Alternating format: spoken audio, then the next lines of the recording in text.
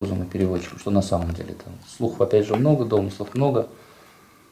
Ну, очень просто. Они поехали снимать репортаж на границу города, на нейтральную территорию, район населенного пункта Андреевка. Их заметили, поскольку украинские военнослужащие на этой горе теперь стреляют во все, что движется в этом районе, их просто обстреляли артиллерийским огнем. У них были обозначения прессы, да, то есть они видели, что это журналисты, они не военные. Мне сложно сказать, видели или нет, они не разбираются теперь, мирные жители, не мирные, пресса, не пресса, они стреляются во все, что движется. Очень много случаев по Донецкой области, по Луганской области, когда они просто расстреливают все, что едет им навстречу.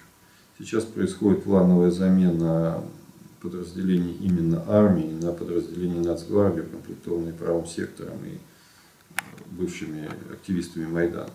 Ведь рассматривают все местное население в качестве врагов.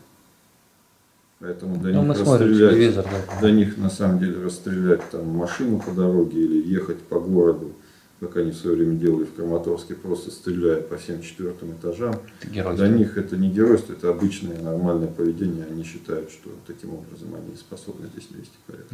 Игорь Иванович, вот вы видели, наверное, результаты выборов на Украине. Вот Порошенко видели заявлениями, да?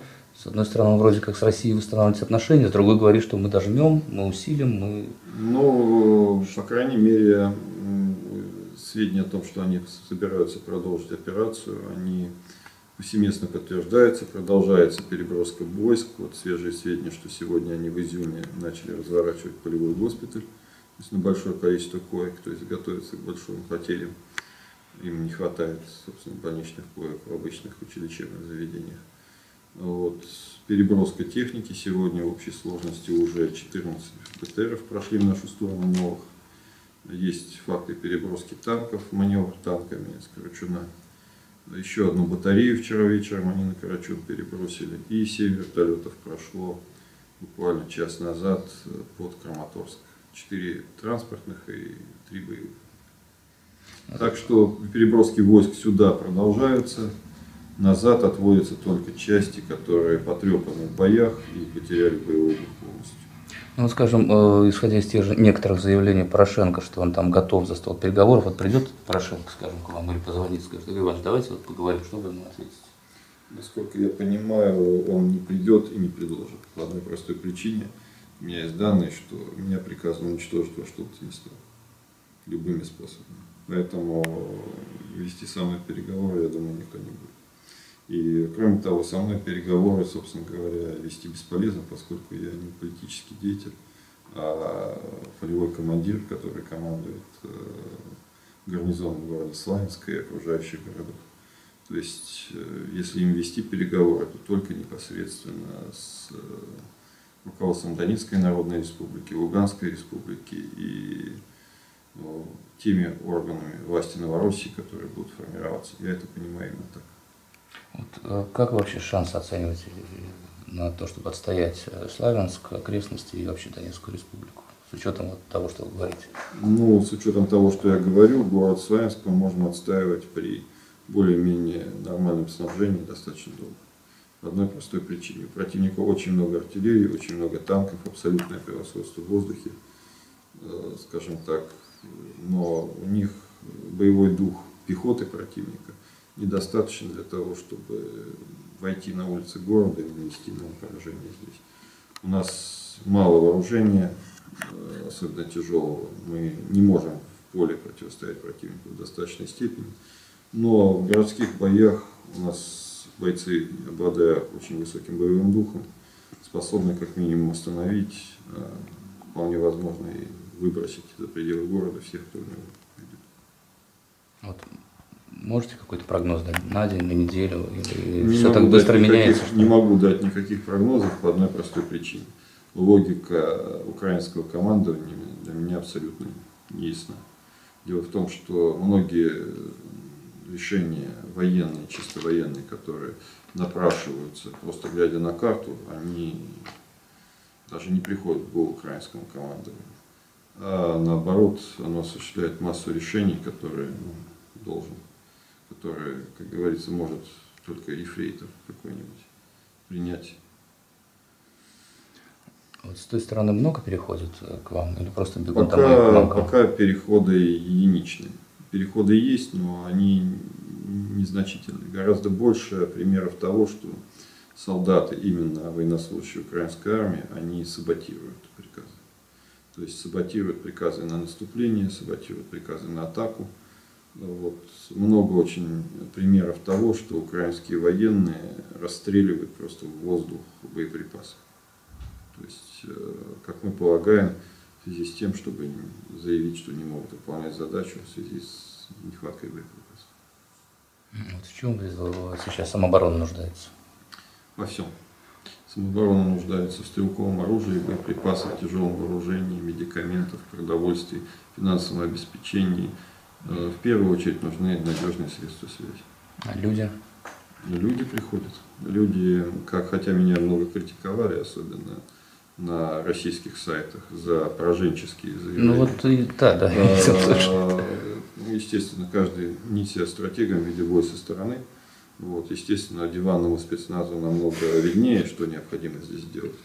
Вот, но, тем не менее, это обращение сыграло свою серьезную роль здесь, в Донецкой республике. А кто, как его восприняли в России, опять же повторяю, патриоты, которые в основном воюют за клавиатурой, меня это как-то не очень интересует. Реально у меня каждый день по 40-50 человек в пополнение приходит с Донецкой и Луганской области. Не все из них остаются, идет естественный отбор, отсев. Попав под артиллерийский огонь, каждый день 2-3 человека тут же вспоминают о неотложных делах дома, но подавляющая часть остается, 90%.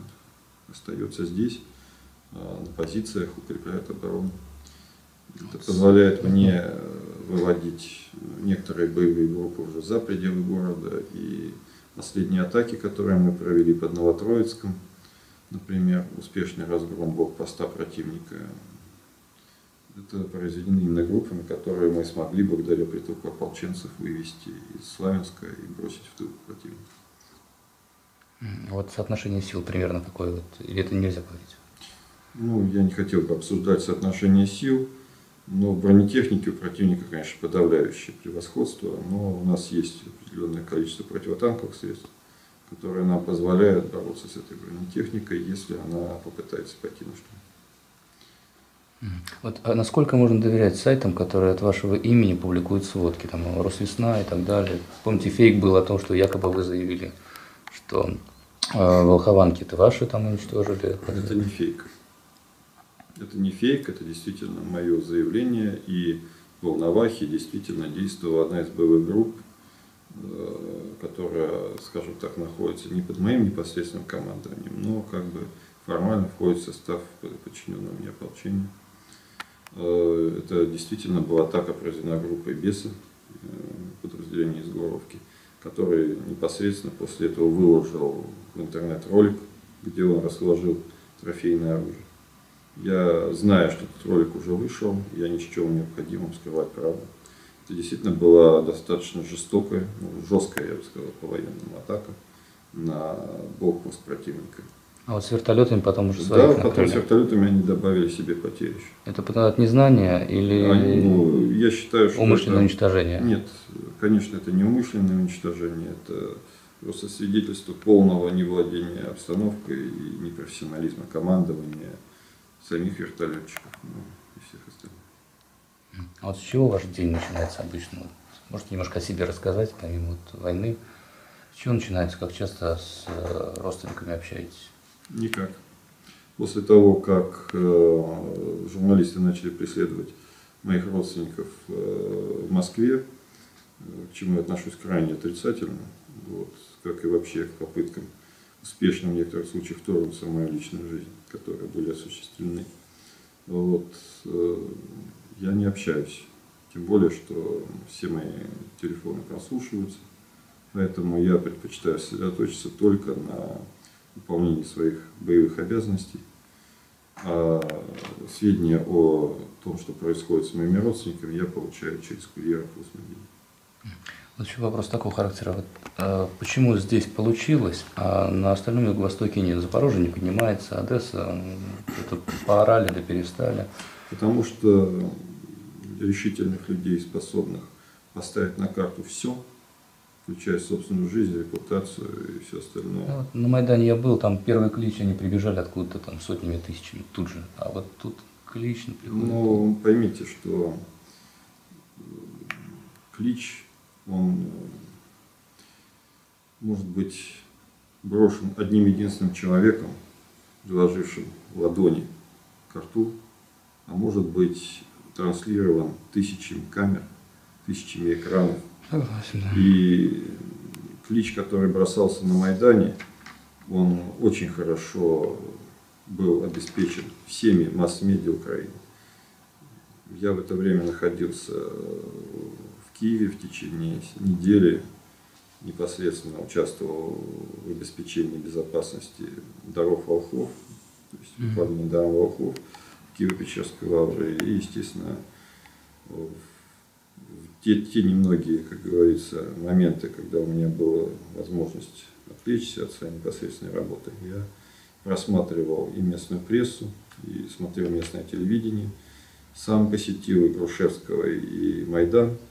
И мне было невооруженным глазом, как специалисту, видно, что все очень хорошо организовано, все очень хорошо налажено, и любой пришедший туда человек, он сразу попадал в атмосферу, когда он чувствовал колоссальнейшую поддержку.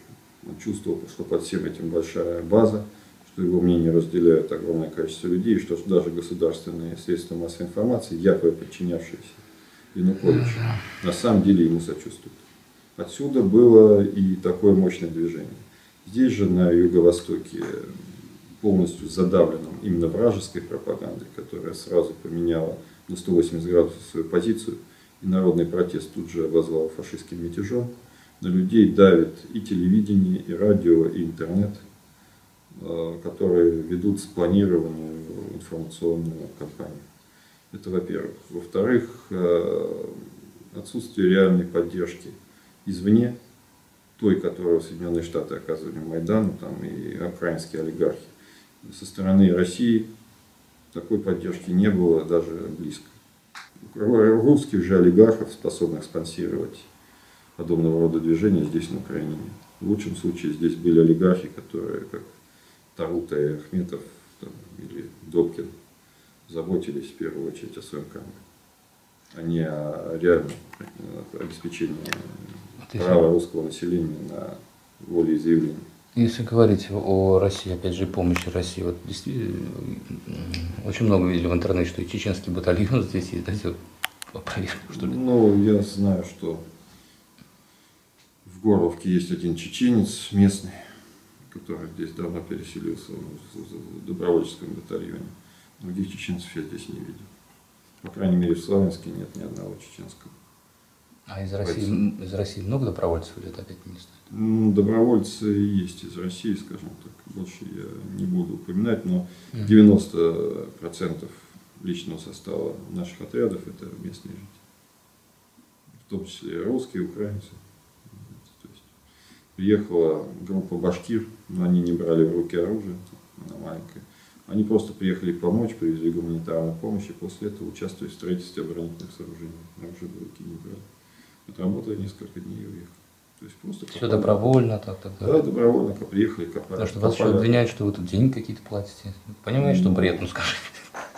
Сейчас у меня очень большая проблема. Я не могу ополченцам, которые уже месяц и более с оружием в руках сражаются за независимость, я не могу помочь даже их семьям.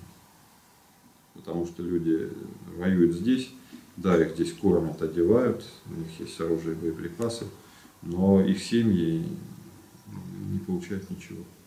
Это очень серьезная проблема. Мне необходимы средства для того, чтобы выдавать людям какое-то минимальное пособие, чтобы их семьи и дети не голодали. У меня этих денег нет. Все эти сказки про то, что мы здесь набираем наемников, перекупаем солдат, это из разряда, опять же, одного из постулатов информационной войны, которая против нас ведется. Кстати, о наемниках. Действительно, здесь польские наемники сидят. У нас есть данные, что Карачун действительно охраняет польская частная военная компания.